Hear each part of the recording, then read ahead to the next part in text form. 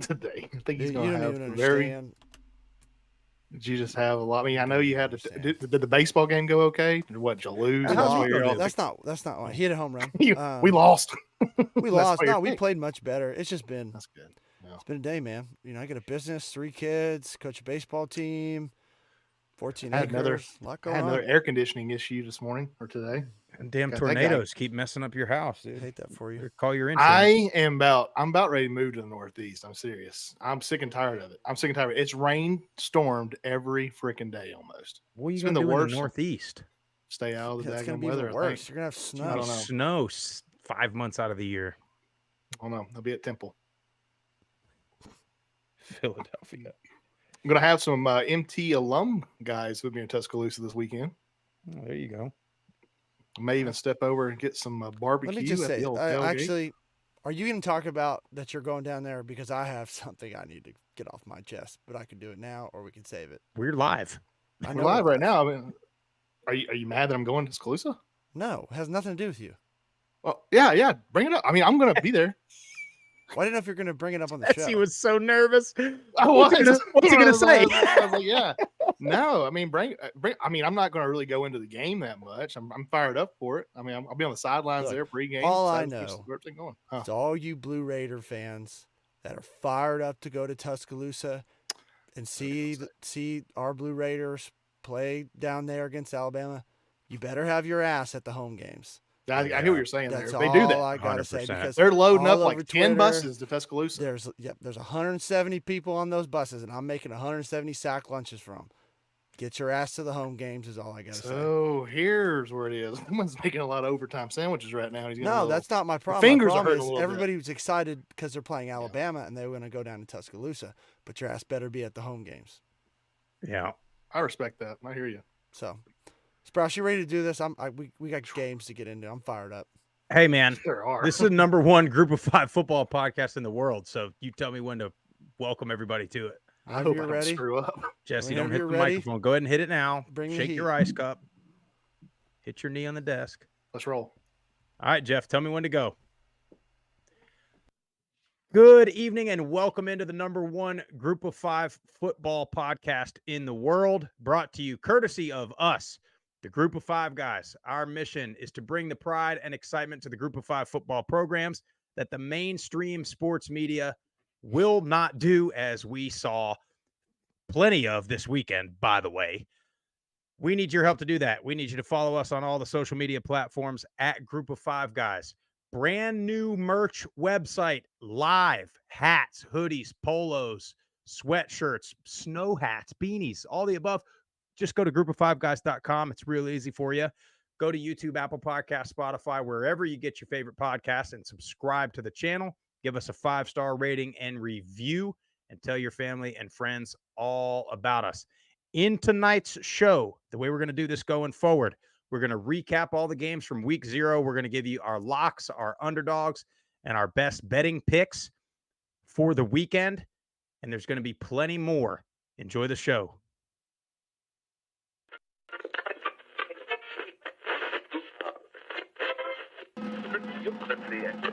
Have you had it from somebody born and raised in Lafayette, Louisiana, at a tailgate? Doubt it. Lee Corso is a guy who had a retirement party 10 years ago, and yet he still won't leave the office. Projected getting drafted between the first and third round. Like, that's incredible. The wide receivers are absolutely stacked for the Group of 5. I said Michael Pratt has got to show up and play, and boy did he. 394 yards, 4 touchdowns, 48 rushing yards on the ground, and another touchdown. I really appreciate you do for the Group of 5 programs, and I think it's great. I think we should get more of this. But you guys are on the forefront of this, and so I'm thankful for this. I'm glad that you're talking about the Group of 5 because I think they get overlooked. But it's a ton of fun to watch a guy go to the NFL from a Nevada or a Colorado State or a Middle Tennessee or an App State, and fans follow that kid. I appreciate what you guys do, truthfully. Covering the Group of 5. Y'all said it earlier, but the Sun Belt to me is college football.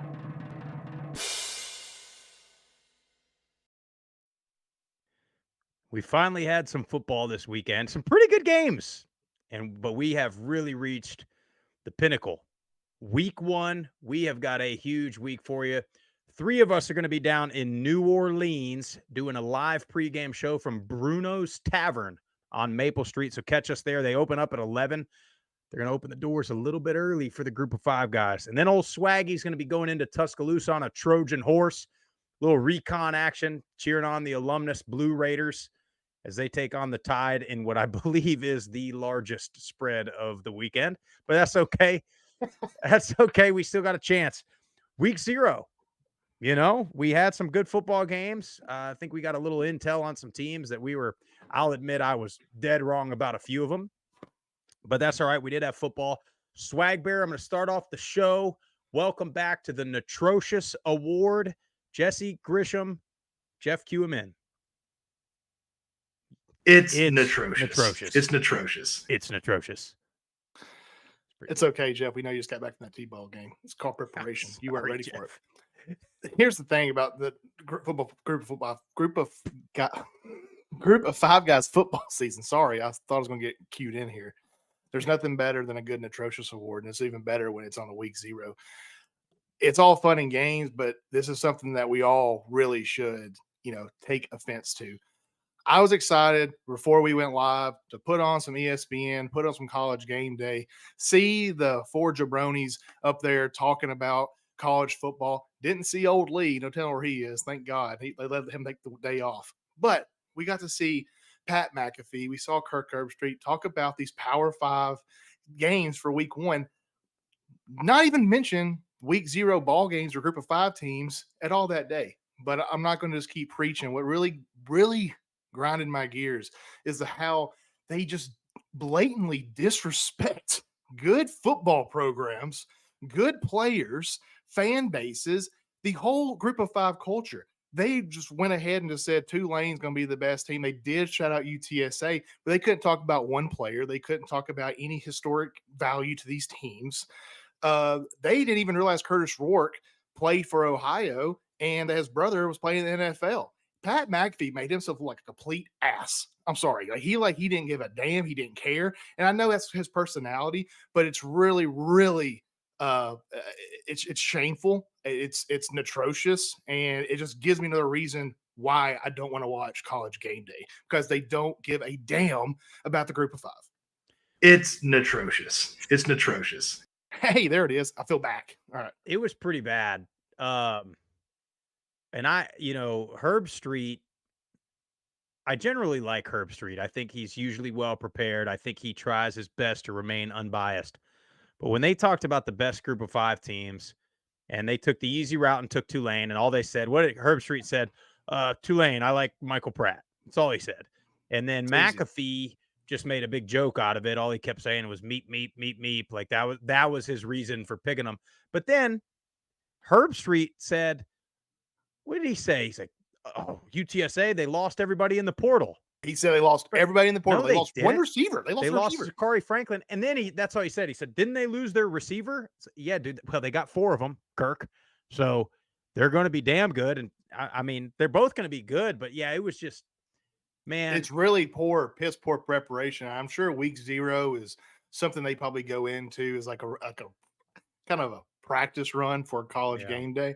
But if you know that's going to be on the schedule and you're getting paid high dollar amount, you think you would look at something or discuss something, especially since week 0, it's all group of 5 games. There was 2 Power 5 teams that played that whole day. Am I correct? I think it was Notre Dame and Vanderbilt. No, 3. Let's show it. Give a little I'm bit. Sorry, something. like if that's the way you prep and you're supposed to be the top college football talk show guy, like to have 0 preparation on the group of 5 teams, like you said, who's the main teams playing, like, dude, pay me a fraction of what you're paying Herbstreit, and I'll give you wall-to-wall coverage. Like, is embarrassing. I flipped it off, and I went to the Food Network, started watching The Kitchen before our show. But I got a question. Did they even pick games for week 0? Did they even go across and pick winners? Does anybody have any idea? I don't know, but they sure were ready to crown Notre Dame as a national champion after beating Navy, which pisses me off, by the way, because no disrespect to Navy, they're not a very good group of 5 team. They're just not right now. So it just pisses me off because when Tulane or UTSA beats Navy by 3 touchdowns, 4 touchdowns later in the year, it's going to get no coverage at all. But they already got Notre Dame's quarterback as a Heisman contender. They are a playoff contender. Marcus Freeman's coach of the year because they won one game in another country.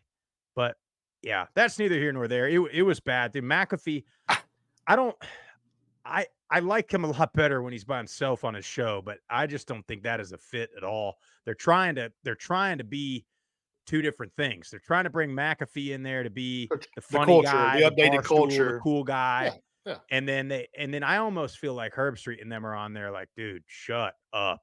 Like, I felt the exact same way. I Yeah. really feel like, of course, I was like, God, I miss. I mean, the guy's on there wearing like a V-neck undershirt under his suit jacket. I mean, it was Piss bad. poor. But Piss poor. hey, that's Hey, neither here nor there. Going back to that week 0, though, I thought about you heavily when I was watching that Notre Dame Navy game.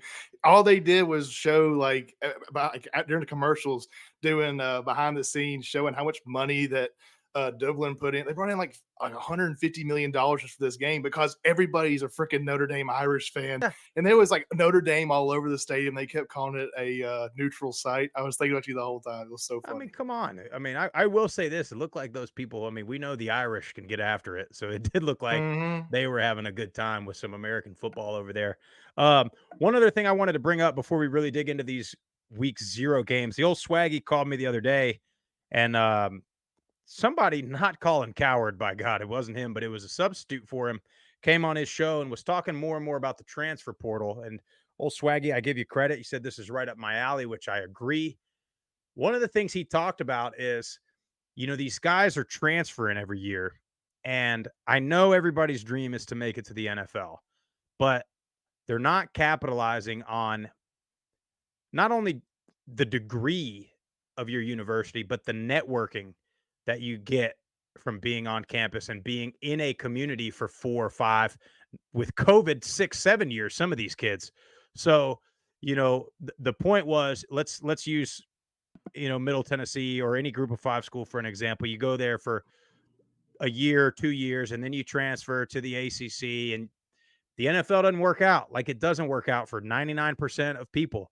Then you're not going to be able to go back to Murfreesboro or the university you started at and go to these boosters or some of the big sponsors or even probably the coaches and ask for help and try to find a career path. And then you haven't had the time at your new school to build those relationships in that network because you've only been there for 6 months, if that, a semester.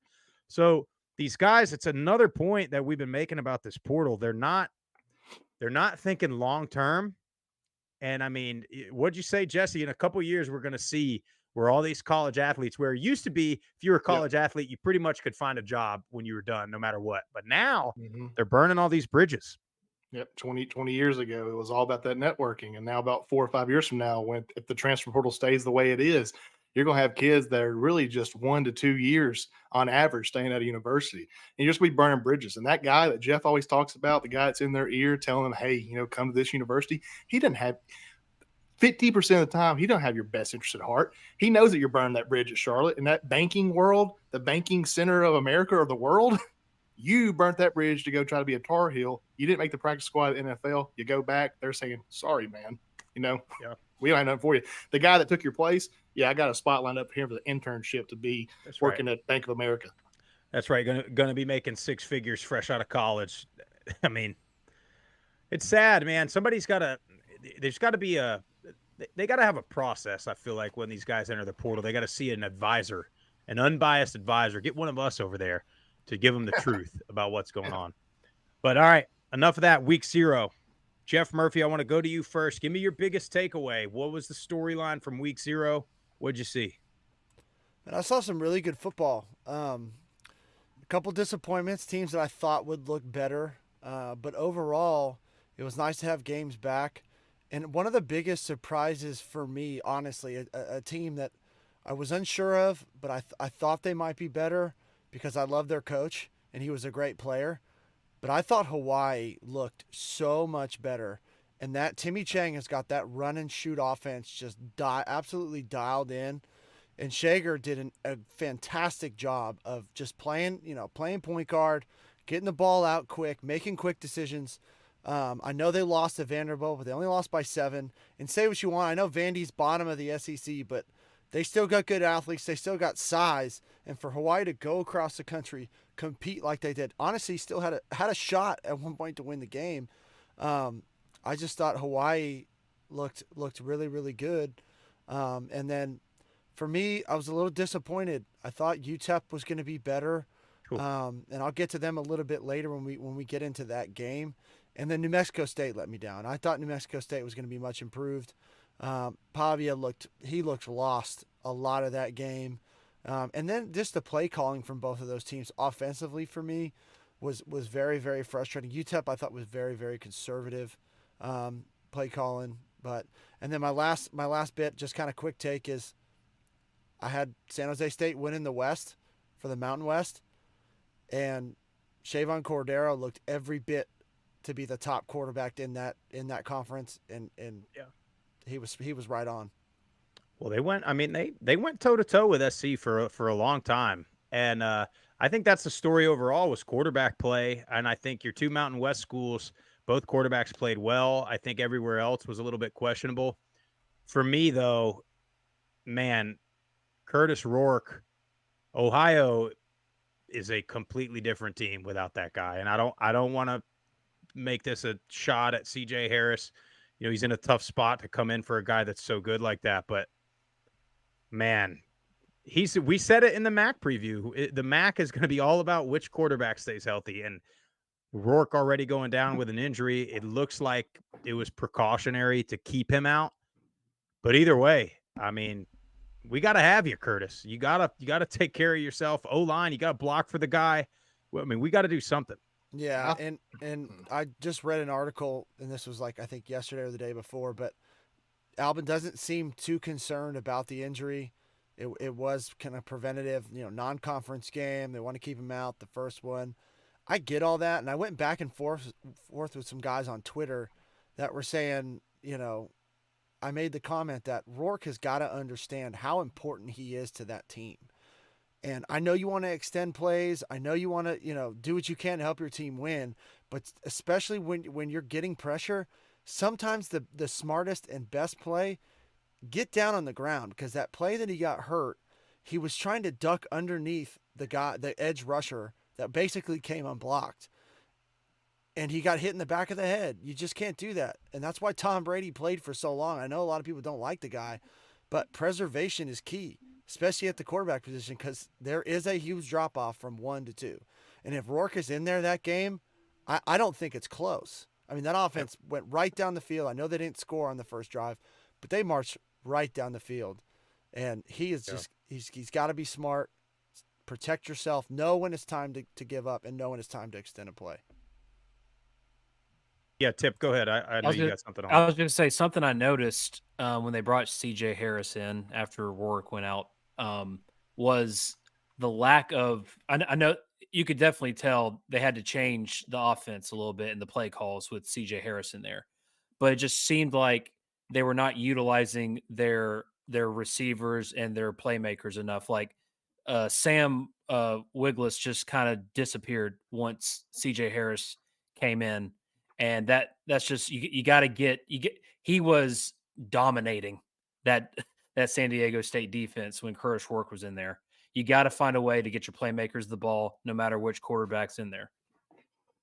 I thought, well, you're exactly right, because Wiggles is a bad man, but I thought even he played good with Harris in there, and I have been on record for several podcasts talking about how CJ Harris really just puts a dagger in me. That's his third. That's like his third or fourth dagger to put in me right there for losing money. I mean, he goes in there and throws reception. However, young man, I will say this: he did throw some dimes. He's a good player. He's a good player.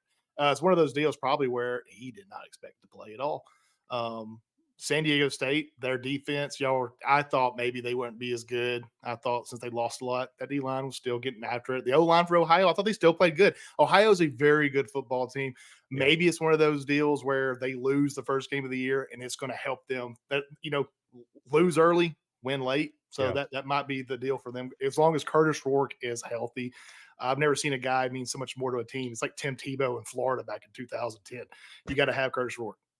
Yeah, and if at this point, if you are CJ Harris or any backup in that situation, I mean, Rourke's been hurt before, so you got to be ready to go. And then I think the big thing is, I think it's a known, commentators say it all the time, but if you're the backup, you just got to know your role. You can't go in there and try to be Curtis Rourke. You got to go in there and protect the ball, which, we didn't do, and just don't make dumb plays. Don't turn it over. Just take the easy check downs, drive down the field, take first downs, kick field goals, get points. You cannot turn it over. Yeah, and not to go all in on Ohio. I mean, San Diego State did what they needed to do. Did they look great on offense? No.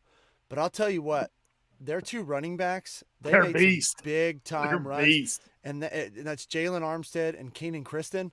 Those guys are different runners, each of them, but they both made great plays, made great reads, made great cuts. And that's who San Diego State has been. Play great defense, be able to run the ball effectively, control the clock, and then hopefully your quarterback can throw and not just be one-dimensional.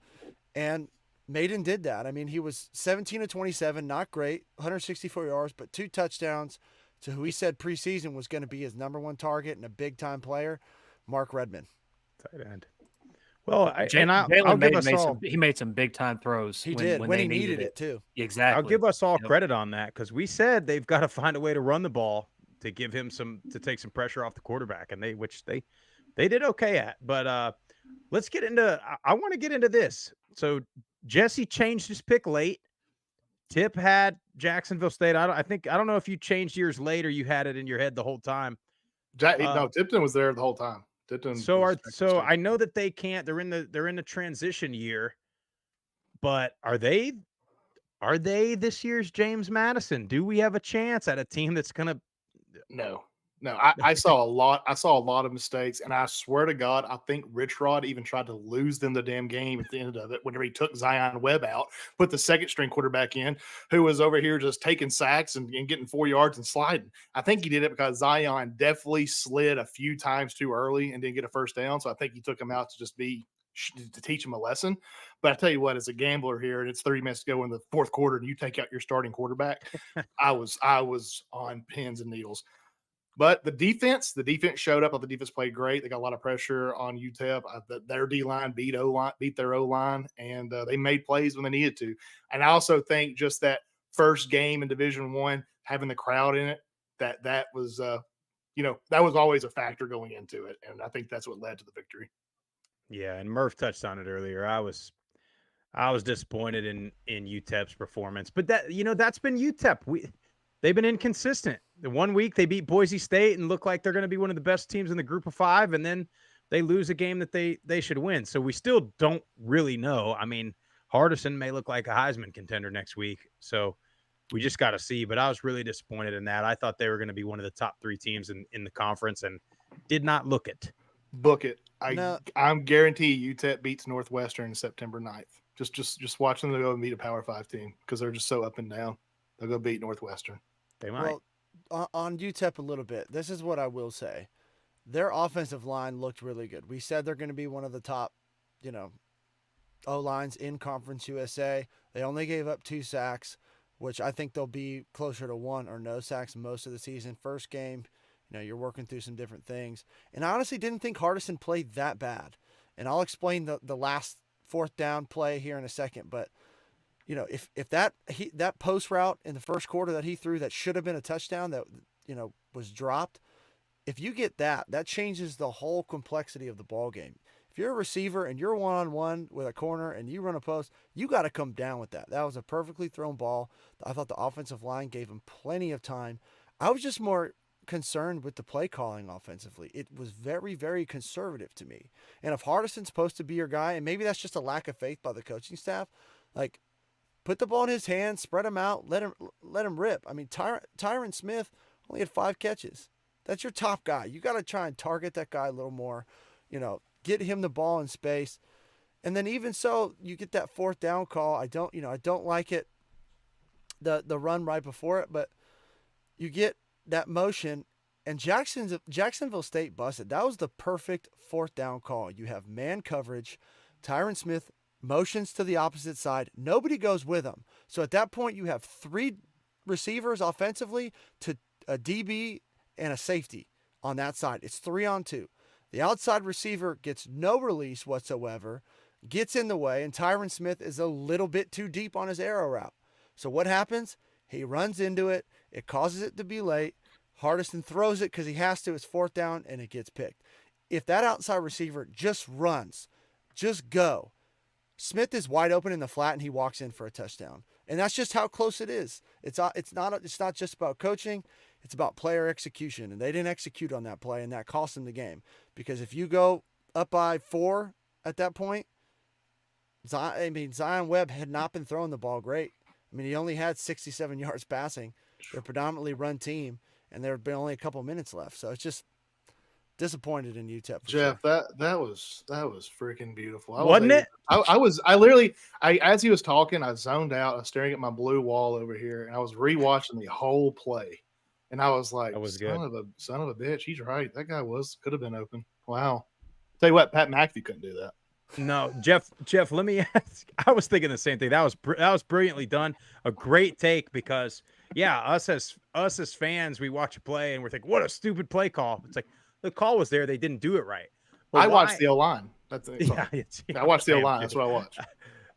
Yeah, I sit there and I say, left tackle is about to get smoked off the edge right here. But Jeff, let me ask you this question. I might be putting you on the spot here, but if you're that outside receiver that's supposed to just go, why don't you? What would be the reason you don't do what you're supposed to right there? Well, you got to understand the route concept, and he's not getting the ball. That ball is not designed to go to you. And I don't, the guy he wasn't in press man coverage. He was about 4 to 5 yards off. And when the receiver took off, that corner didn't budge because he's expecting, he's playing sticks. He's expecting the ball to come out quick. They're bringing a blitz, and he's sitting at that line. So the receiver runs and then essentially runs into the DB, which creates the wash. And then with Tyron Smith just being a hair too deep, and he's thinking in his mind, I got to catch this ball if I get tackled because there should be somebody trailing me across the field. And he doesn't see, because he can't, that corner busts and does not follow him. And he runs it at the sticks. The outside receiver stops because that's where the DB puts hands on him. And you get a crowd of people and he can't move. And then Hardison's like holding it, pumps. And then he throws it late and then the guy comes off and picks it. So it's just, Sprouse. You got to everybody's got to do their job and you got to know your role. And I don't know what that guy was thinking. Football really is really simple. And yet you look at it, it looks like a bunch of just physical brutes going at it, just athletic guys making plays. But in reality, if you just look at it, it is X and O's. And the coaches, they grow up saying, you go be 23 years old, hearing it your whole life. Just do your job. However, some reason it kind of just bounces off of you until you're about 32 and you start realizing if you just take the right steps, run the right route, hit the guy in the right location, quarterback makes the right checks, running back hits the right gap, you might be undefeated, have the best team, and go holding the damn trophy with Nick Saban. It's really, really simple if you just do your job. And apparently, from what I've heard and watching the replay on the blue wall right here, not calling anybody out, that UTEP receiver didn't do his job and probably cost Jacksonville State the game. Is that what you're saying, Jeff? Basically. I mean, it's never one play, but in that situation, you're in the game. You got to do your job, and exactly right. It's never just one play, but that one play there was caused by an individual exactly at the outside receiver spot. Well, that is the thing. You make a good point. I mean, you think about, I don't know how many snaps they ran in that game, but you think about an offense running anywhere from 60 to 100 snaps in a game, and you got to have all 11 guys do the right thing on every one of those plays if you want to be successful.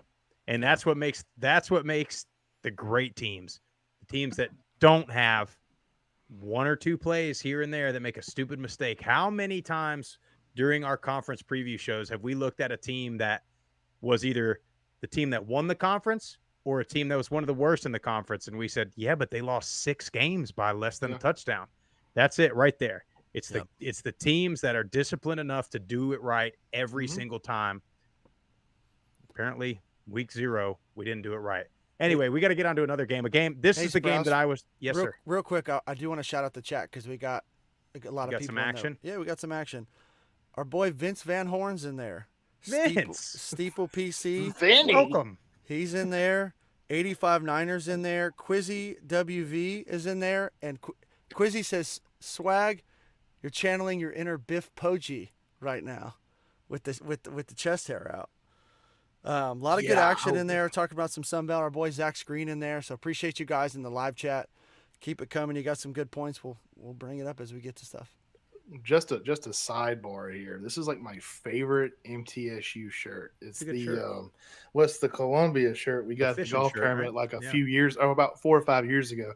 I wore it to Athens, Georgia that time. Sprouse, me and you went to watch the Blue play Georgia. God. It used to fit me real well, and I was excited for this game this weekend. I was like, I'm going to wear this Columbia shirt, so I just threw it on real quick, and I was like, oh no. Hey, all you got to do is take one more button down. That's okay. Yeah, my buttons are about to pop off, so I got to figure out for the next 3 days what I'm going to do. Are we going to see Vince Van Horn in Murfreesboro here in a couple of weeks or what? Ooh, I hope so. Alumni golf tournament coming up. Yeah. I hope they didn't hear me stumble over my words during the Atrocious Award. They Man, did. It's my, okay. my tongue just got stuck. Like it could not get it That's out. all right. Well, this is the game. This is the game that I was way off on. This New Mexico State UMass deal. UMass, you know what? Hey, man, they looked okay, but yeah, New Mexico State. Which, by the way, UMass they're coming to Conference USA next year. Year I don't think after that. I think Kennesaw's Soon. next year, and then they might be shortly after. I can't remember. Yeah, but they looked pretty good. I did play of the game. See Pavia make a throw with his helmet on backwards. Pretty impressive. I did. Pretty That was impressive. awesome. That was awesome. Best play of the day. But yeah, I don't know, Jeff. I don't know if you have anything to say on Pavia's play or just that game overall. Everybody told me, I got on the Get Back Coach podcast with Swaggy, and they both told me that this is 2 not very good teams, and I fought for New Mexico State, and I said this is the easiest lock of the week, and it was our lock of the week. It was. And New Mexico State just didn't do it for us. No, they didn't deliver, and they looked very sloppy at times. That's what was most disheartening. I know it's week 0, so they got time. And remember, last year they started out 0-4 and then turned it around. So, but the biggest thing is, man, they just cannot stop anybody. I mean, giving up 41 points to UMass, and I did say that Coach Brown was excited about that quarterback, Taysom. He did a good job. I mean, he was running all over the field. He ran it 17 times for 96 yards and a touchdown. Threw it for 192 yards, but he did his job. He took care of the ball. He didn't turn it over. But you got to be able to stop something that they're doing on defense. And then again, Pavia just at times he looked at lost, like he didn't know what he was seeing, and that's what's more frustrating. And then you turn the ball over twice. You give them 2 extra possessions. You just can't do it. And then another thing, it didn't seem like they had a lot of explosiveness on the outside. Like nobody really you gotta be able to make a play for your quarterback, and that just didn't happen. They did have a good atmosphere down there in Las Cruces. Love the ponchos. I did too. I love those. But yeah, that was a That disappointing game. atmosphere looked better than the old San Diego State.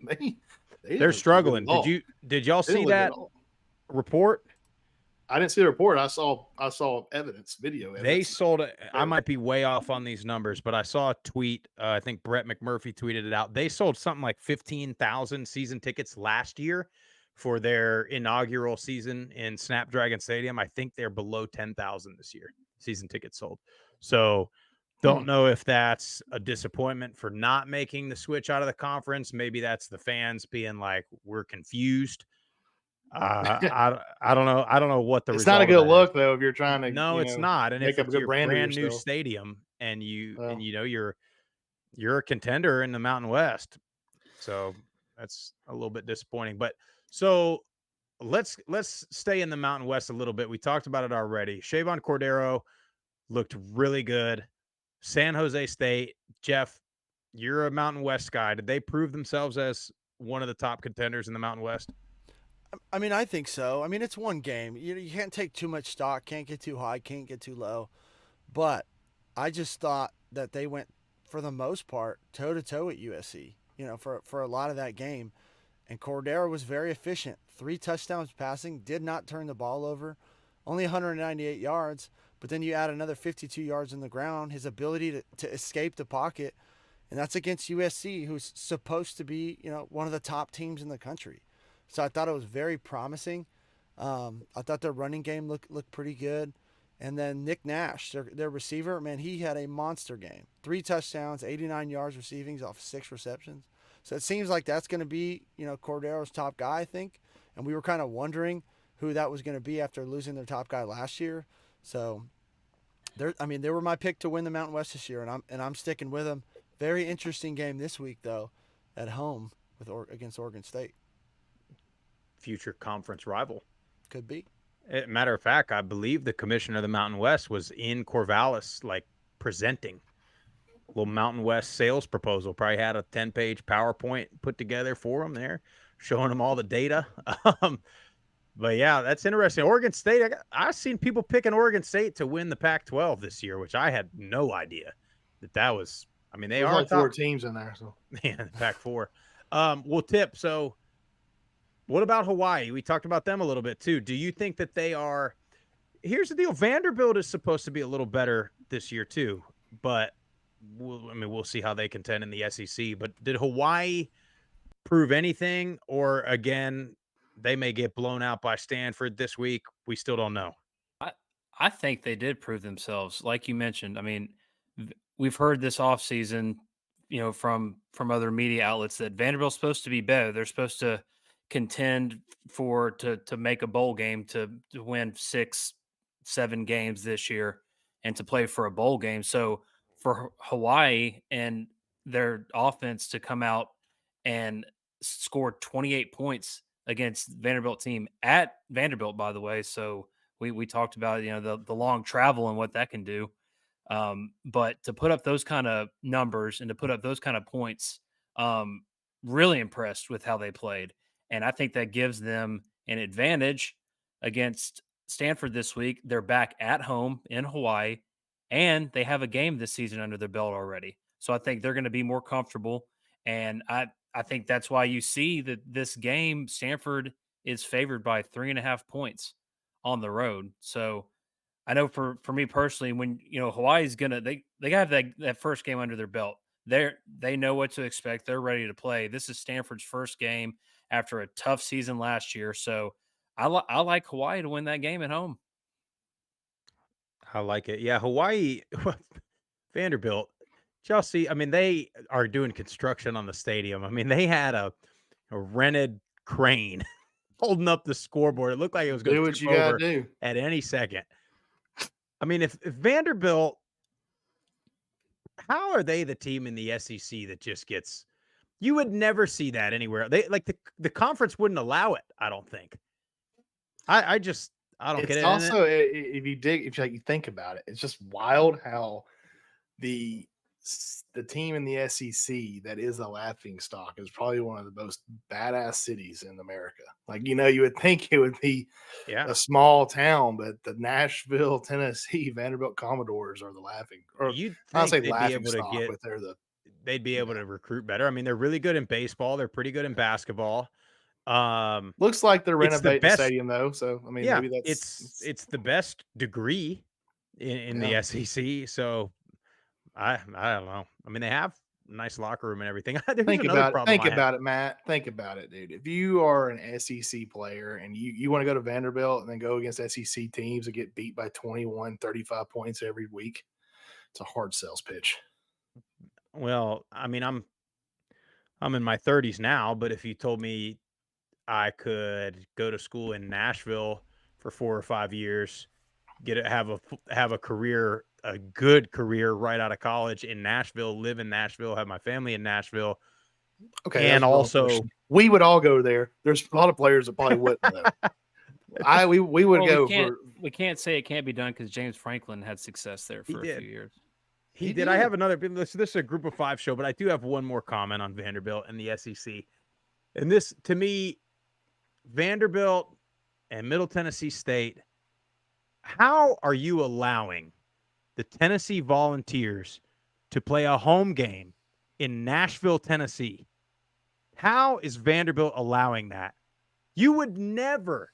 You are like, look, I get it. Okay, Middle Tennessee, you're not necessarily in Nashville, and you can say, well, it's, SEC conference. But that's another in-state conference team's city. Could you imagine Nick Saban rolling into Auburn, Alabama to play a home game? Or even like on a small ship, could you imagine Auburn going into Birmingham? University of Alabama wouldn't allow that. They didn't allow it. They tried before. They didn't allow it because Alabama was the one that would host games in Birmingham. I know that as a kid growing up in Alabama. But yeah, you're exactly right. It is. What game is Nashville or is Tennessee hosting in Nashville? Playing Virginia, right? This weekend. This weekend? I'm fairly, I might have completely made that up. Maybe it's not in Nashville, but I think so. I'm pretty sure it is. You're right. That is really funny though. You're right. That's like insane to me. Memphis and MTSU and Vandy and Western Kentucky need to come down and. I'm gonna go back like 15 years, but MTSU also hosted a home game in Nashville against Louisville back in like 2008 or something, 2007 or 8. I know that's 15 years ago, Sprouse. I'm not trying to argue. Well, and I hear you. And it's right there. Yeah, it's not. It's different than Tennessee going 2.5 hours over to Nashville. Yeah, you're right. Yeah, anyway, that's not anything to do with anything. I think the last game we got to talk about, man, FIU, they look better.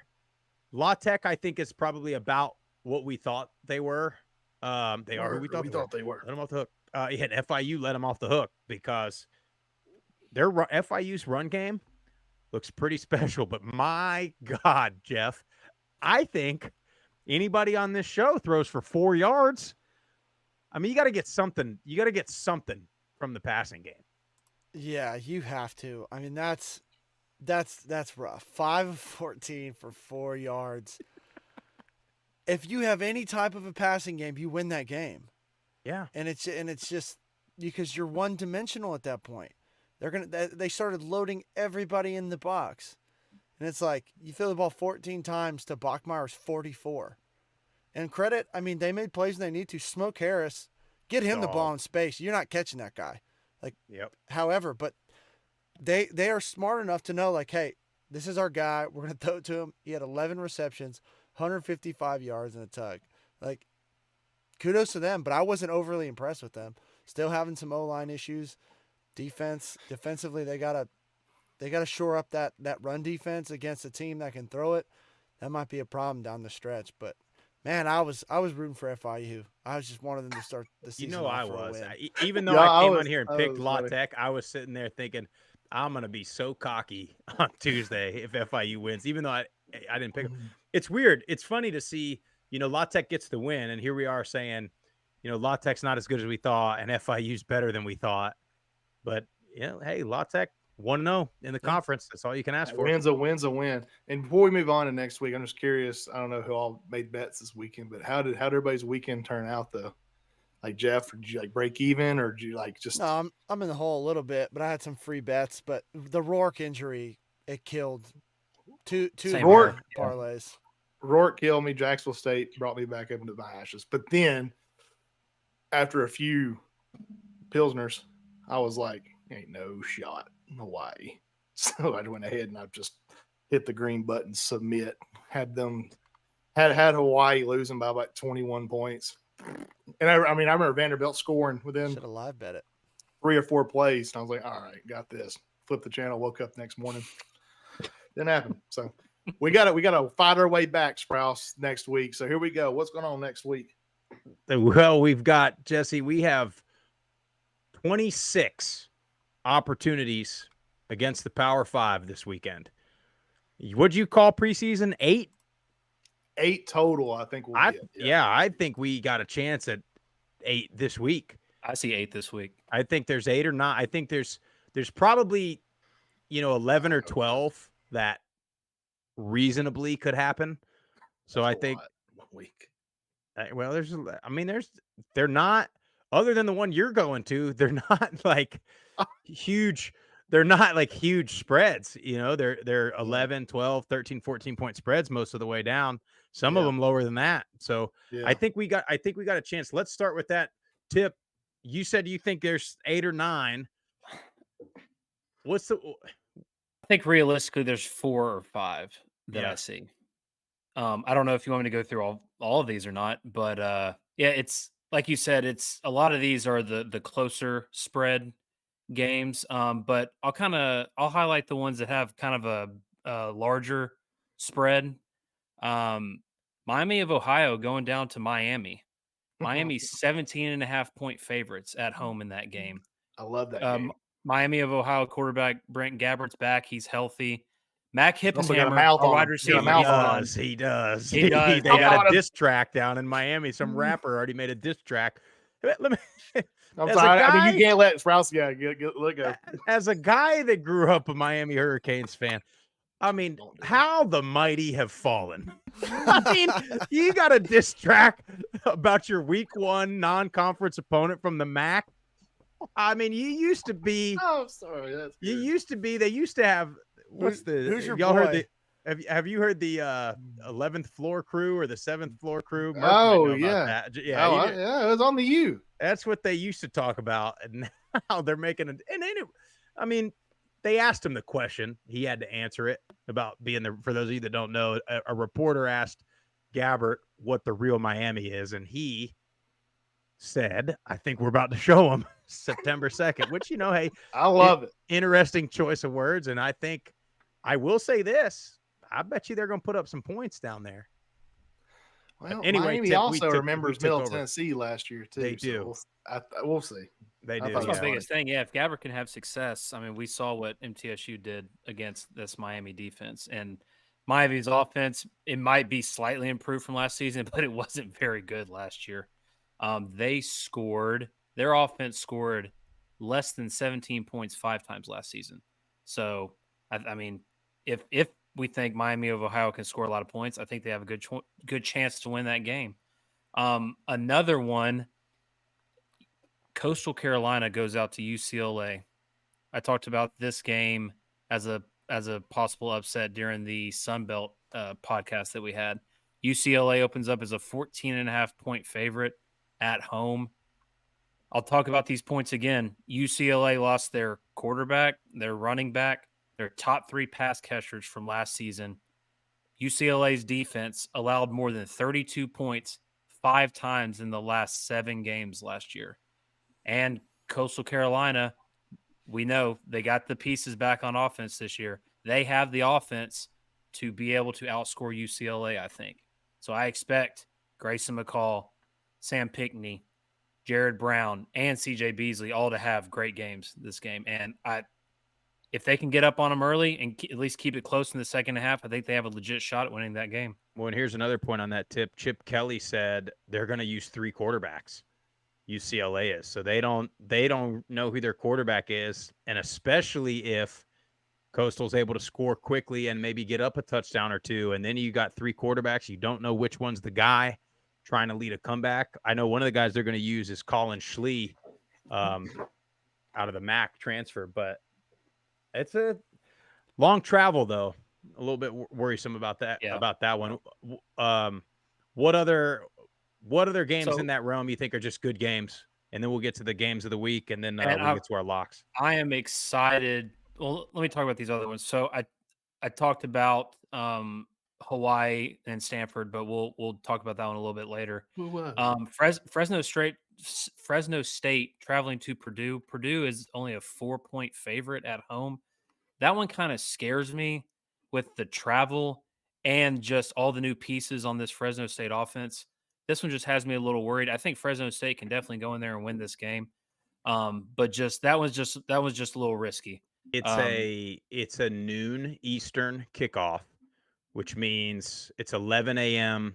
Purdue time, which means it is a 9 a.m. kickoff for Fresno State. Don't like it. Yep. Remember 11 a.m. kickoff. That's when old Swaggy wasn't ready to play and Fisher got hurt. Throwing up chunks on the sideline, spaghetti and ranch. Spaghetti and cheese. meatballs at 7:00 in the morning.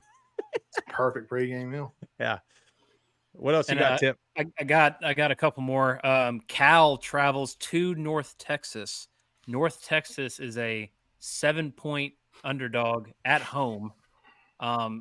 Cal's offense, they're probably going to be improved from last season. They added former Texas State head coach Jake Spavital. He's their new OC. Well, I guess he was their OC prior to him going to Texas State. So he's back as the offensive coordinator at Cal.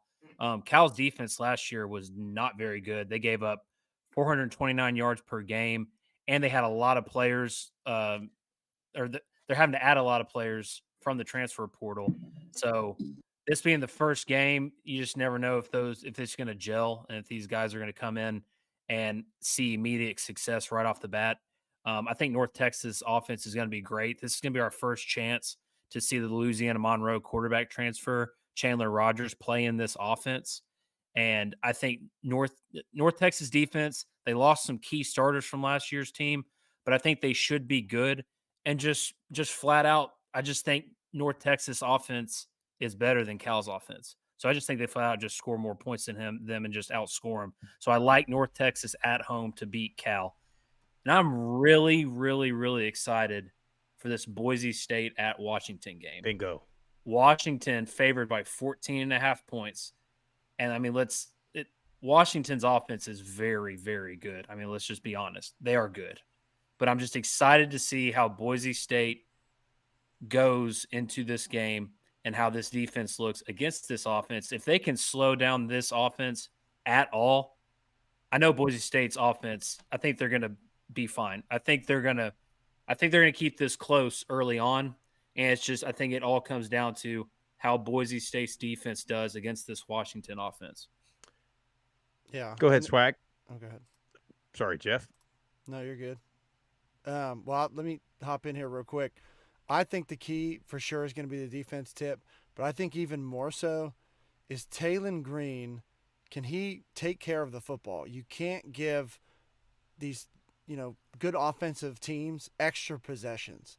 So for me, that's the big key. Can he protect the ball? Not only be efficient and move the ball. He can't. That offense has got to move for Boise, but do not give Washington extra possessions. If they do that, hang around until the fourth quarter.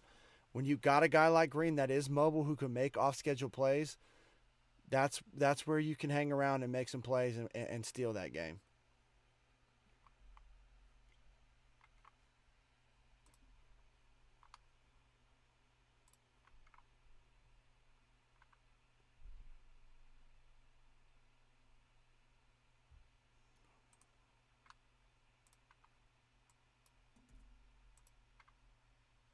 My side of things, but I'm very shocked, offended, and cannot believe we're just going to act like Rocky Lombardi's not starting his Heisman campaign against Boston College this week.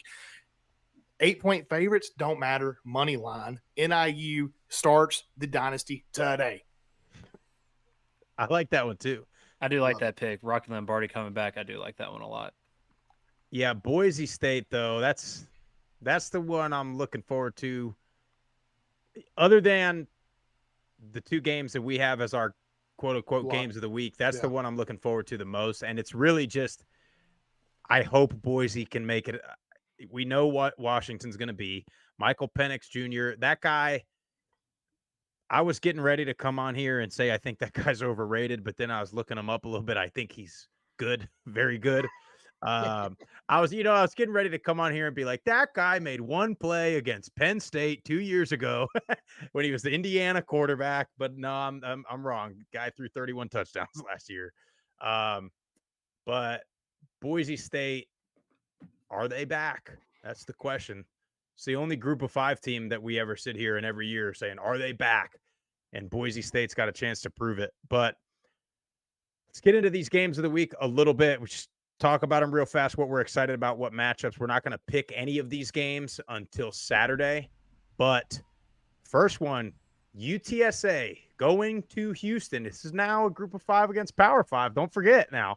This is one. This is one of the 9 I've got as a lock, but UTSA is the favorite going on the road. Houston's first Big 12 home game. Revenge on the mind of UTSA. Tip, what do you think? I think UTSA blows them out. I just got a feeling they want, like you just said, Sprouse, they want that revenge this game. Houston no longer has Clayton Tune. They no longer have Tank Dell, and this Houston and they still have defense Dana Holgerson. So and they still have Dana Holgerson. That's right. Yeah. Defense was not great last year. I don't really see them being that great again this year. UTSA is great on both sides of the ball.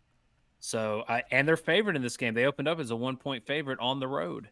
So me personally, I think UTSA blows them out. I don't see Houston scoring more than 20 points this game. well, and Houston's defense last year was the problem. Yeah. And if it's not vastly improved, Frank Harris is going to have a career day. Yeah. So Well, here's the thing. I have a feeling. I think everybody's thinking Frank Harris and those receivers, and I think he'll have a great game. Look out for Kivorian your running Barnes. back. Yeah. I think he might have a monster game, and if you can run the ball, that just opens up your RPOs, your play action. It opens everything up. Look for Barnes to have a big game, maybe 2 touchdowns on the ground. Swag Bear, I don't know if you have thoughts on this or you're just sitting there I mean, making faces.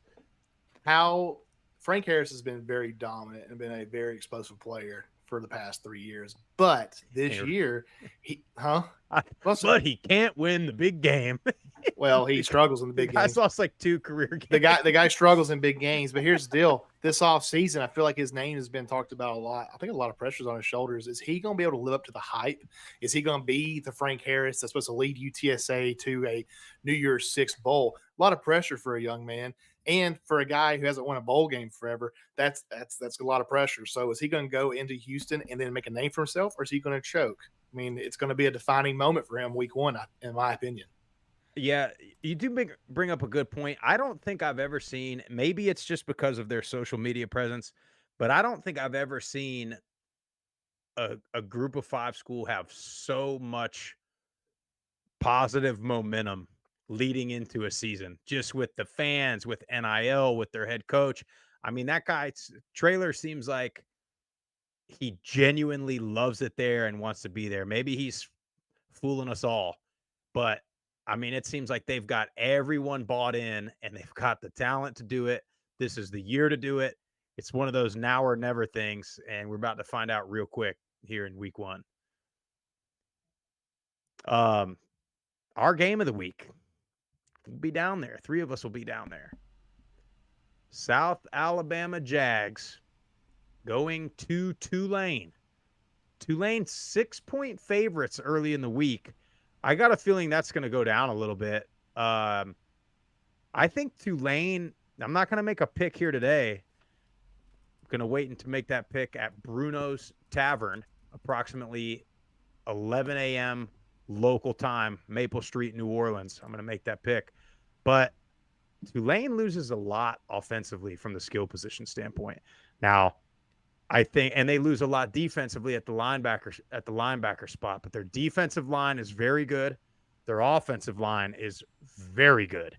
4 returning starters and then a transfer that had, I think, 11 career starts at LSU.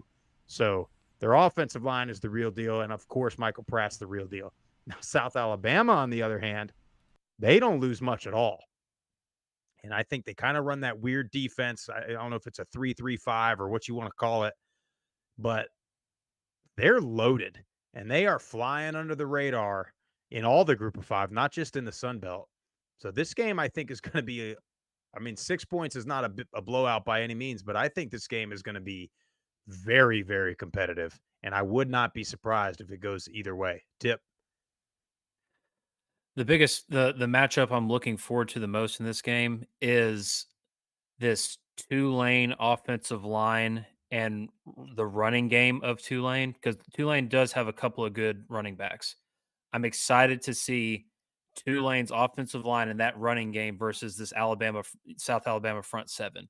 I think personally that's where the game is going to be won. If Tulane has success running the ball in this game early and continues that throughout the game, I think Tulane has a better chance and will probably win this game.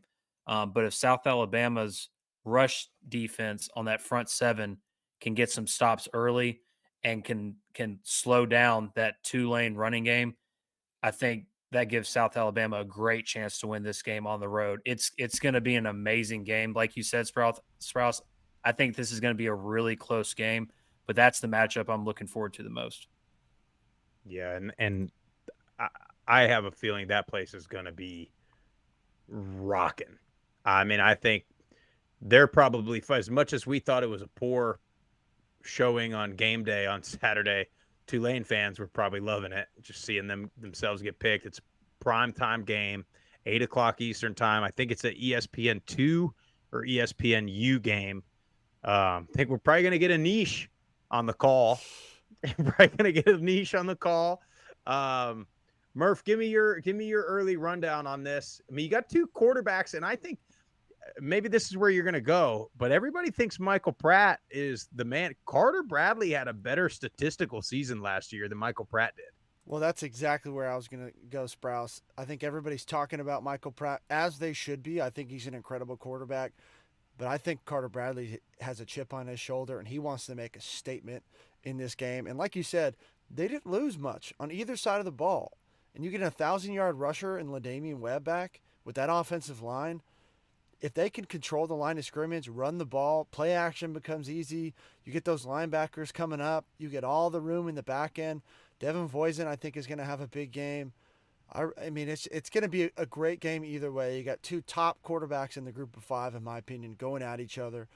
Opening the season, going to be a great atmosphere. I'm ready to go. Get me on the plane. Get me down to New Orleans. Some beignets, some oysters. I want it all, Sprouse. I'm ready for it all. Wow. And then Tipton's going to get that look in his eye, Jeff, and then we're going to have to go somewhere we don't want to go. It's a late kickoff, and you know, Tipton, you got that crazy look in your eye. Well, hey, Swag is going to be in Tuscaloosa, which is his wife's alma mater, and they're playing our Blue Raiders, our alma mater. So I'm going to let you make a pick. Let old Swaggy make a pick on this game. And guys, Tip, Murph, we cannot react. Just do not react. Just make his pick. Then I'm going to give you some time to talk about what you're fired up about in Tuscaloosa if you think the Raiders have any chance. Okay, so I am fired up for this Tulane South Alabama game. There's no question when it comes to talent on talent. I think this is the game of the week. Boise State, Washington, it's exciting, but this game right here is going to mean so much for the group of five. I have been talking about Tulane. They're my team to win it all in the American Conference. I think they have the best offensive line in the country. I do like Michael Pratt. I really do.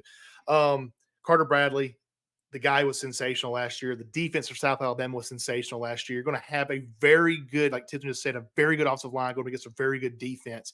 If Tulane can run that ball, then I like Tulane's chances. Can Tulane be consistent? Are they going to let a Rose Bowl win against USC define them? I think they will. I think that they are going to actually let this slip away from them. I like South Alabama going to New Orleans, getting a huge win to start off their season and representing the Sun Belt Conference. South Alabama Jaguars. Good pick. Good pick. One more thing on that, on the quarterbacks. We said it after the Cotton Bowl. Michael Pratt, to me, is more of he's just the gamer. He's the football player. Like, go out there and win us a ball game, which might be what you want. And then Carter Bradley is just a damn good quarterback, and in this season, probably is going to have the better run game. So we'll see. But Swag, real quick, Middle Tennessee, Tuscaloosa. Last time they went down there, Brent Stockstill played a hell of a game, and the Alabama fans were wanting Brent Stockstill to transfer. Look, let me just say this, and Jeff Murphy he will speak right behind me on this. MTSU Blue Raiders never go into a game scared. They are Power 5 killers. They get Power 5 wins almost every year. And I can just list them off: Georgia Tech, Syracuse, Missouri, Miami. We go in and we take people's freaking pride.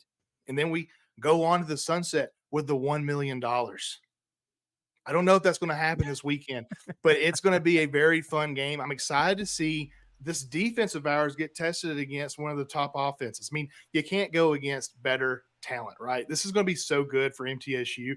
I'm excited about it, though. It's fun to be with my wife. We're going to be in Tuscaloosa. My parents are going to be there. Going to see some alma mater. I agree with Jeff said pre-show. If these guys are going to go all the way to Tuscaloosa to go and party, they can get their ass to the home games in Murfreesboro as well. It's going to be really good for the university.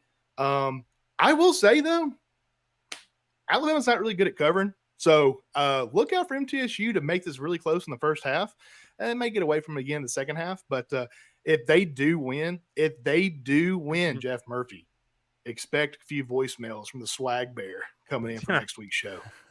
Oh, boy. Have your edit button ready, Jeff. Yeah, Zachary Banner hadn't seen nothing if MTSU beats Alabama. Well, let's get into some betting picks. This is brought to you by Southern Roots. Jeff, I think we have a Southern Roots commercial we got to play. Are you tired of listening to the same music playlist? We got just what you need. Southern Roots Radio is an audio magazine rooted in Americana, curating music, culture, and sports to a stubbornly independent audience. Go check them out at southernrootsradio.com, or you can download their app on either the Apple or Google Play Store. Southern Roots Radio. Come on in and stay a while.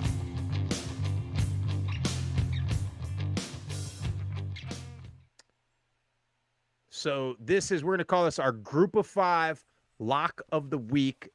Southern Roots is featuring this on the Southern Roots Football Show in their Pick 6 segment. Download the Southern Roots Radio app for free, Google Play or Apple app stores. Visit southernrootsradio.com for more details, how you can test your picking skills against us on Southern Roots Football Show. Lock of the Week.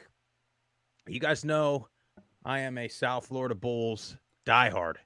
I mean, if it's MTSU Blue Raiders, all the South Florida schools right there. University of South Florida is maybe my favorite one because they're the biggest underdog. But Western Kentucky, minus 11.5 versus South Florida. I think it could get a lot worse than that. Western Kentucky just scores way too many points, and South Florida hadn't been able to stop anybody in a long time. And Western's at home. This is a home game for Western Kentucky. Yep, and Bowling Green. Yep.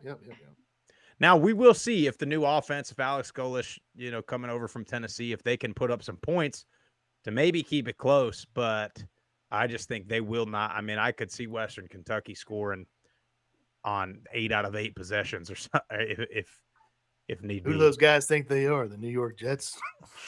Shotgun.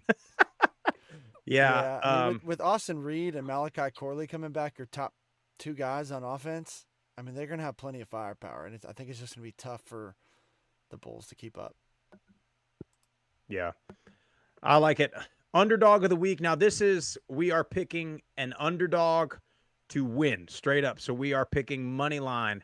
We are going the Rainbow Warriors of Hawaii money line at plus 145 at home versus Stanford. Tip talked about it earlier. Dig in a little bit more on it, Tip. Hawaii, I hope we're not getting too excited over their loss to Vanderbilt. We might be getting a little too excited, but I mean, it's hard not to get excited when you see the type of numbers and the amount of points that they scored against Vanderbilt on the road. Now they're back at home where they've had success over the years and have won a ton of games, because it's difficult for these other teams to travel to Hawaii and play. So I give Hawaii just the home field advantage right there. And I touched on it earlier. Hawaii has already played a regular season game this year. This is going to be Stanford's first regular season game. I think that has a factor into it. And then I honestly just don't think Stanford's that good. Stanford last year went 3-9. They have a new head coach, Troy Taylor. He's the former Sacramento State head coach, and he had a great offense there at Sacramento State. And I think that could eventually lead to success in the future for Stanford. It's just going to be difficult, I think, for them to have immediate success in year one. The defense also for Stanford was not very good last season, and they lost a ton of players to the transfer portal. They allowed 434 yards and 32 points per game last season. So they're basically starting completely over on defense this year. So I just think the Hawaii offense that we saw last week versus this basically essentially brand new Stanford team that already wasn't good last year, and Hawaii's at home. I just think that's a great recipe right there for Hawaii to win this game. I like it. What about Hawaii 2 years in a row getting a Power 5 school to travel to Hawaii and play? Didn't Vandy go there last year? But good for them. I guess they're selling that to the presidents and the ADs that want to take a family vacation out there to Hawaii. By the way, last week we went 1-2 on our picks, but I will say this: if Curtis Rourke doesn't go down, we for sure go 2-1. We hit the under on Navy Notre Dame, barely. Got a little scary towards the end there, but we hit the under on that. I think we would have got Ohio as the underdog, and then we missed on New Mexico State. That's our lock, way off. Over under this week, a little bit of a trap pick, according to Tyler Tipton on this. We are taking the under of 60.5 UTSA at Houston. We debated this one for a little bit before the show. I don't know how confident everybody is, but Tip's on it, and Tip is our smartest group of 5 guy we have here. So Tip, tell us why this is going under 60.5. I don't know about all that, Sprouse, but I just think 60.5 points is too high for this game. I think Vegas is looking at the offenses in this game, and I don't think they're looking at the defenses, specifically UTSA's defense. But I touched on this earlier. Houston loses Clayton Tune. They lose Tank Dell. Houston's defense last year was not very good. They ranked 112th in the nation in points allowed, and they allowed 32.2 points per game. So you're probably thinking, like, Tip, if the defense is that bad, like, why are you taking the under in this game? Well, if Houston's defense was this bad last year, and UTSA scored 24 points against them in 4 quarters at home, I'm taking the overtime out because I just personally think odds are this game's not going to go into overtime. So I'm looking at this at the 4-quarter mark. If you go to the 4th quarter of last year's game, between both of these teams, there was a total of 48 points scored. It was 24-24 at the end of the 4th quarter. And they're playing at Houston this year. I still think UTSA's offense is going to score a lot of points. I just don't think Houston's offense is going to score a ton against UTSA's defense. So I'm looking at this. So if UTSA scored 24 points through 4 quarters against Houston last year. If UTSA scores 31 points in this game, I don't see Houston scoring 30 points against UTSA's defense. I said it earlier. I don't think they score 20 points. I think this is going to be a 31-34 to 17 or 20-ish game. Now 34-20. Math checks out. We're still good. I was sitting there thinking, I was like, this might not be good. We're still in the clear. So if UTSA scores 31, 34 points, what I think is definitely doable, I don't think Houston's scoring more than 20 points in this game. So if this doesn't hit, then you can come to me with this. But I just think the 60.5 I just think that's too high for this game. I like it. And on that note, let's get to our player props for the week, brought to you by Prize Picks. By the way, Jesse, you asked about how our weekend went. I did win my Prize Picks play. Honestly, too easy. I got Smoke Harris and Sam Wiglu's on the over on 5 receptions. I mean, I saw those and I was like, too easy. But so they are not out yet, all of the college football plays for the weekend, but Murph talked about it earlier. We talked about UTSA. Take the running back and the over, Kavorian Barnes on yards, touchdowns, whatever they listed. Especially if his touchdown marks at like 0.5, take the over. And I'll say this on just about any of these games, if they've got a number 1 wide receiver at 5.5 or less, book it. I mean, that was I could not believe that Smoke Harris and Sam Wiglu's were. I think they were at 4. I think one of them was at 4.5. One of them was at 5.5. They both had double digits. So they won't be that this week. I can promise you that. But Prize Picks. Download the app. They got a new logo. Nice purple logo. It's a P if you're looking for it. Use our code GOFG. They will match you your first time deposit up to $100. Guys, Saturday we'll be in New Orleans. Jeff, do we have voicemails? We do. Response to our idiotic picks from week 0 or our early trash talk in week 1? Yeah, we got some picks. We got 4 callers that called in, and always appreciate you guys. More of you guys is better. We get on here and talk a lot, so we want to hear from you guys. 615-900-4286. Give us your hottest take. Call us out. Whatever you got, we want to hear from you. So we got a couple of new callers we've never heard from down in Statesboro, Georgia. They're getting fired up. Let's go to the first one. Hey, Group of 5 guys. This is Ben from Tin Horn Productions on Twitter. So my question for you is, this season, the Georgia Southern Eagles, can they go undefeated at home? Let's break it down. So you got week 1 versus the Citadel. I just don't think the Citadel has the secondary to compete with a Derwin Burgess Jr. and Caleb Hood at wide receiver. I think the Eagles pick up week 1, and I don't think they have to worry too much about it. UAB, week 2, they're coming to Paulson. First-year head coach Trent Dilfer. I'm not too high on the Blazers. The Eagles lost this game last year in Birmingham, but we come back with a revenge game at home. I just don't see Trent Dilfer putting it together this year in his first year as head coach. I think the Eagles can pick up a second win there. You go 2 weeks on the road against Wisconsin and Ball State. Coming back, you get Coastal Carolina at home. I think the Eagles have this game circled. I think Clay Helton really wants to make some Chanticleers, have some Chanticleers. I think the Eagles have a good chance to beat Coastal. I don't know if Tim Beck will have everything rolling year 1. They still have Grayson McCall. That's a good game to watch. I think that would be our one only game that we could drop at home. Then you go on the road, come back, UL Monroe at home, Terry Bowden. I don't think Terry Bowden has this program at the level where it needs to win on the road at Georgia Southern. I don't see it happening. I think we're going to have to put it in reverse, Terry, and head back to Monroe. I mean, I just don't see it happening. Then next week you got Georgia State coming down, a rivalry game. I don't think Georgia State has it together this year. I really don't. I think Georgia Southern has this game marked, scheduled.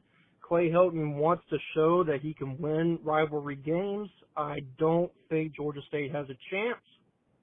I think we're undefeated at 5-0 so far if we don't drop the game to Coastal. And then your last home game of the year is ODU.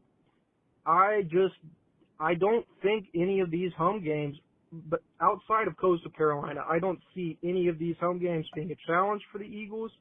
I think UAB, with the first-year head coach under Dilfer, I'm just not seeing it.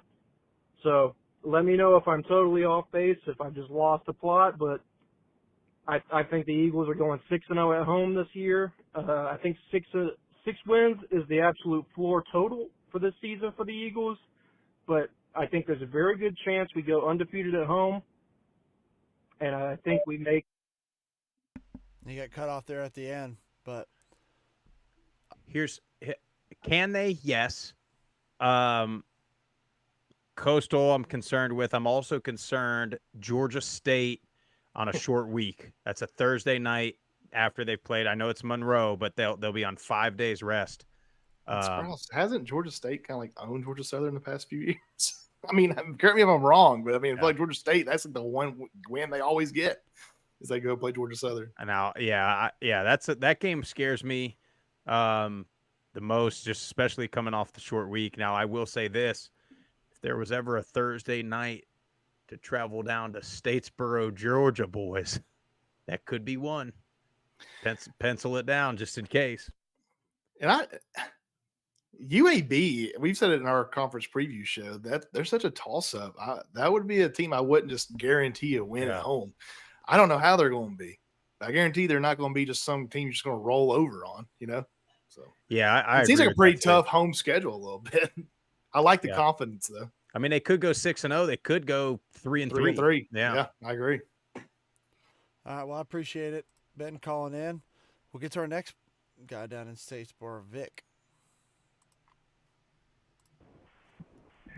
Hey guys, Vic here from Statesboro, Georgia. Long-time listener, first-time caller.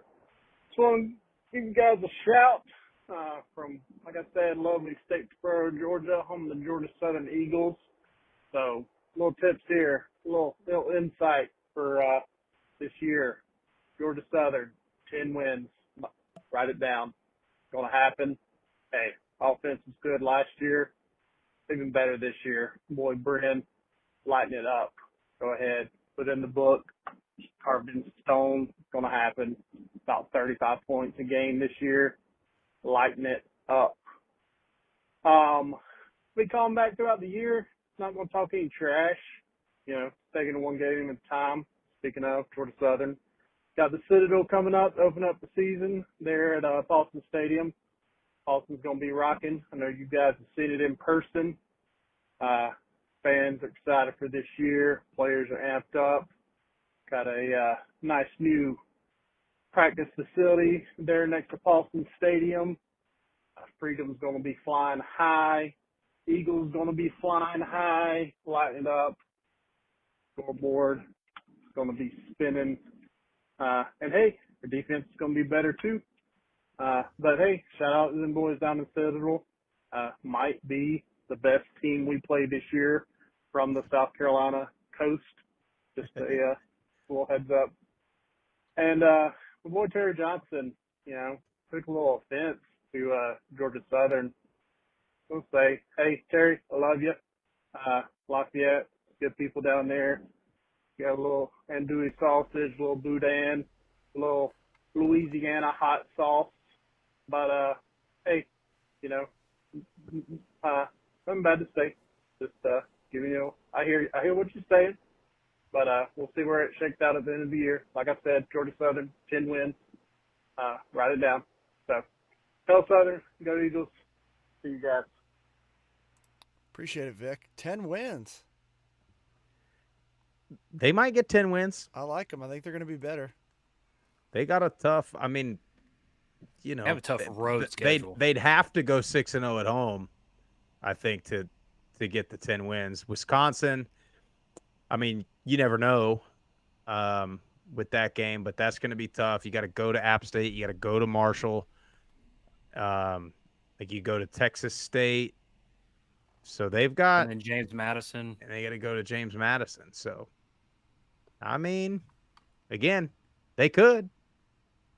I don't know if it's real likely, but I mean, I do think they're an 8 or 9 win team probably. They go to Wisconsin week 3. I mean, if they can win that game, they should start. Yeah, exactly. They should start 2-0. We don't know about UAB week 2, but they go to Wisconsin and beat them week 3. Sky's the limit, and 10 wins is looking real promising. Yeah. Well, anyways, appreciate it, Vic from Statesboro. Keep them coming. We always want to hear from you. We'll get to our last 2 weekly callers. Our boy Zach. Hey guys, Zach Green here. Just wanted to call in and give some thoughts on week 0 and a look ahead for Liberty into week 1. First of all, congratulations to Jacksonville State, man. They came in, they won their first ever FBS game. It was a conference game, so now they're 1-0 ever in the FBS and 1-0 in conference. And that's a huge deal. Not gonna lie, UTEP was a little bit disappointing, but Jacksonville State, they got the job done. Wasn't pretty, but they got it done. They got it done on the ground, out rushing UTEP. They got it done on defense, holding them only to 14 points. Then they got it done in the turnover battle, winning the turnover battle 3-0. The particularly egregious interception on 4th and 1 towards the end of the game was one example of that. But that was probably the difference right there, is those turnovers. And Jeff, if you have time, I'd love to hear you explain your thoughts on that 4th and 1 play again, like you did on Twitter. I thought that was really insightful. But congratulations to Jack State. I think they really have a chance to be the next successful FBS transitioner and go to consistent bowl games and maybe even be one of those consistent conference championships type of teams in the future. So I'm more excited than I ever have been to have them in Conference USA think they have what it takes to succeed with their history of success in the FCS. They're in a football state, and then they seem to be putting money into some facilities. So good for them. My other thoughts for week 0 can be boiled down into a couple of statements. First of all, to New Mexico State, get out of my sight. Second of all, to Navy, thank you for your service. That's about the only thing good I have to say about you this week. Now I'm going to move on to week 1 and Liberty. And in particular, I want to talk about the quarterback battle. Chadwell has said that he selected a starting quarterback, but isn't going to announce it until, quote unquote, 15 minutes before kickoff on Saturday. So based on some little evidence I have, it's nothing definitive, but just a little bit of evidence. I think the starter is going to be Caden Salter. But again, don't quote me on that. I'm not 100% positive.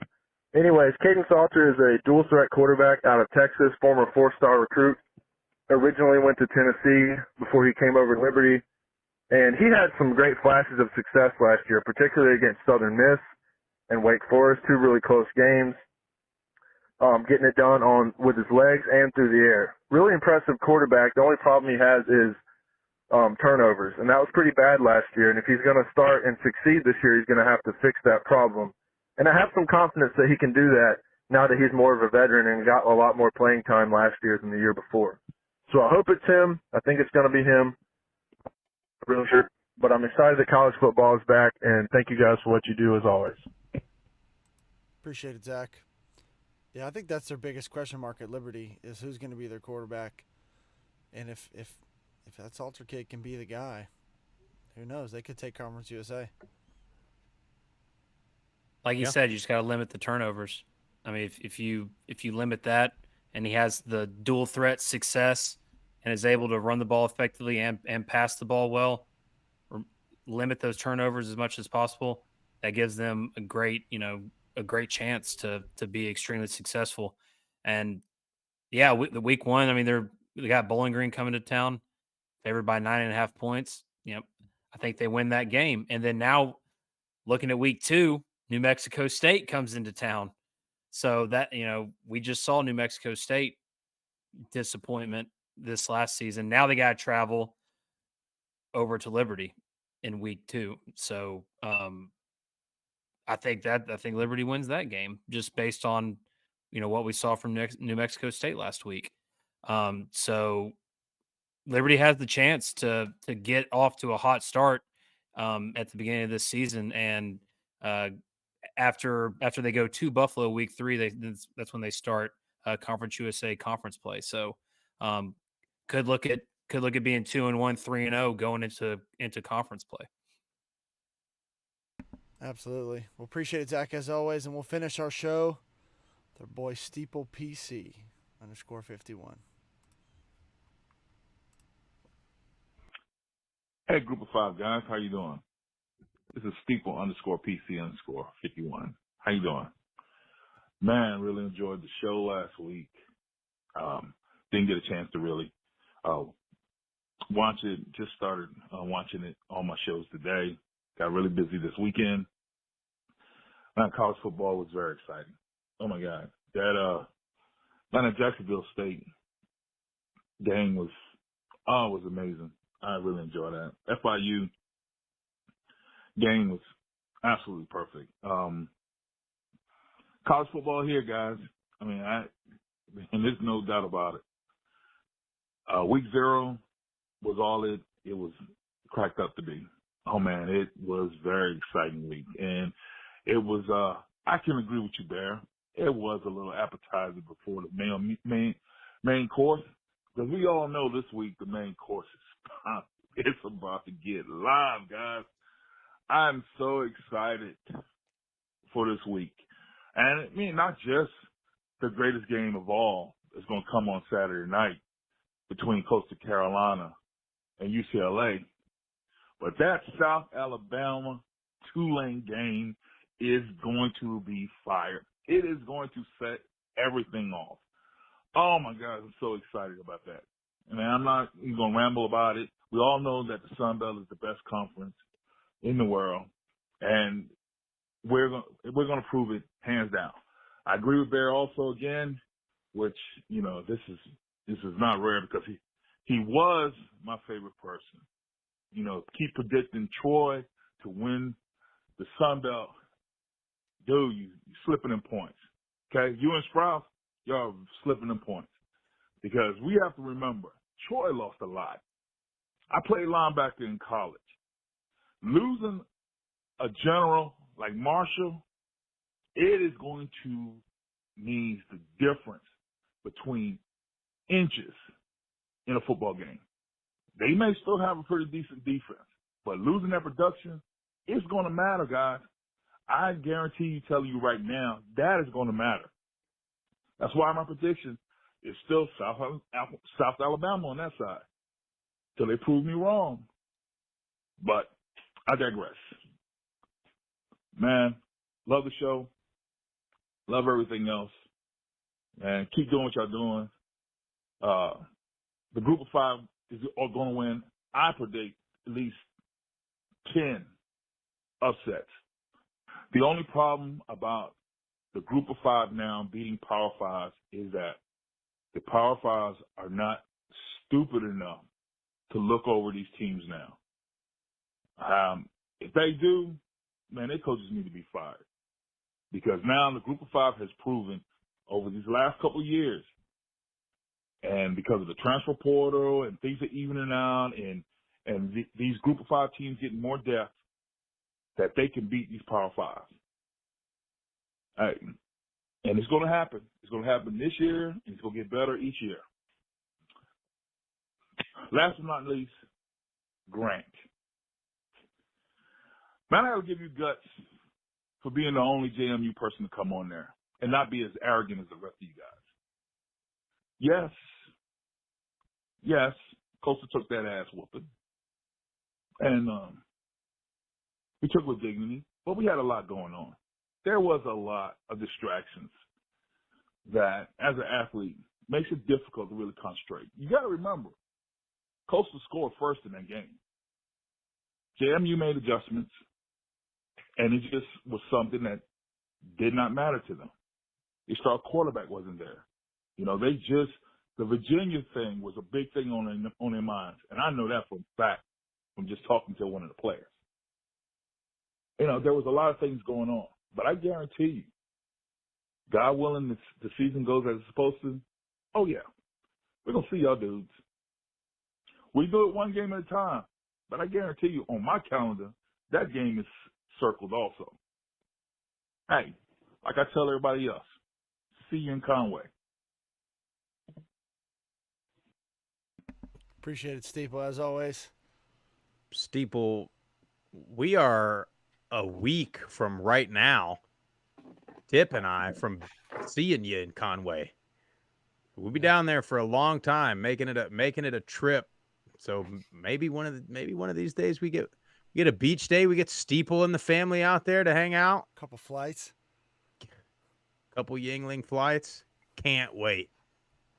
But, man, as always, man, we appreciate the call. He's always got great calls. I love how he always name drops somebody to talk some trash there. I want to think Carlton, losing Carlton Marshall's going to, like, impact your defense. The guy was 5'5". He wasn't even that good. Stop. Here it comes. Look, they're going to replace him easily. Dude, I will say this. Let me tell you right now, Grisham, I guarantee you did not want to climb to the second level to try and Is he going to go under my legs? Carlton Marshall. I want to step on him on accident. I'm just kidding. I'm kidding. Obviously, the guy was a beast. I'll tell you something. I was over the weekend trying to prep a little bit, and I watched some YouTube of the Troy, South Alabama game from last year. A lot of good hitting. Yeah. I mean, just intense. I don't think the South Tulane game is going to be that low scoring, but I do think it's going to be one of those where every single play matters. Can't have a wide receiver on the outside not run the right route, Jeff. In that game, every single play is going to matter. Guys, that's all we got for you guys tonight.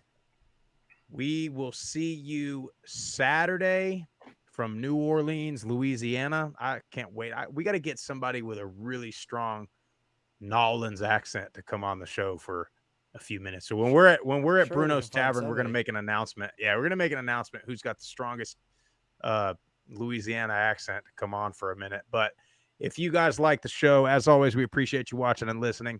We need you to go to YouTube, Apple Podcasts, Spotify, wherever you get your best podcast. Subscribe to the channel, like it, leave a comment, leave a 5-star rating and a review. Tell your family and friends all about us. Go to all the social media platforms and give us a follow at Group of Five Guys. And it is live, active, groupof5guys.com, new website, new merch, hats, real similar to the ones that everybody except me has on, actually.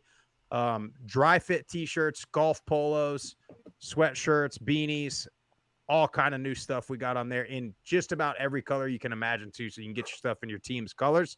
Quality is a lot better than some of the stuff we've had in the past, so we would really appreciate your support going there. It would help us to make some of these trips that we're making, help us get more content out to you, and help us fight the good fight of being the voice for the Group of Five football programs. That's all we got for you guys tonight. See ya in New Orleans Saturday morning. We're out.